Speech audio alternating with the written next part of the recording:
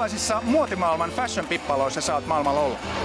No mä oon ollut ollut New Yorkissa muutamassa niinku fashion showssa ja sitten tietenkin LA:ssä on tullut niinku käytyä muutamissa semmoisissa pikku kissaristeisissä. Et ehkä isoimmat on ollut tämmöiset Elton Johnin järjestämät Oscar Gala-juhlat. Et se oli aika niinku semmoinen mieletön juttu, mihin pääsin mukaan.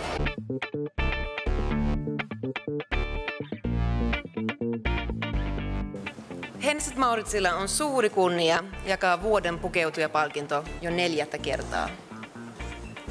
Palkinnon saa mies, joka ihastuttaa ja inspiroi myös Suomen rajojen ulkopuolella. Vuoden 2012 miespukeutuja on Sauli Koskinen. Juontaja Sauli Koskinen on omaksunut rokahtavan tyylin, jossa hän yhdistää usein tiukat farkut ja rennon teepaidan tyköistuvaan pikkutakkiin. Sauli panostaa asusteisiin ja suosii näyttäviä kenkiä ja koruja. Mä haluan kiittää kaikkia, ketä on mua äänestänyt ja kiitos kaikille, että olette valkanneet tämän näköisen tyypin sitten vuoden miespukeutujaksi. Kiitos!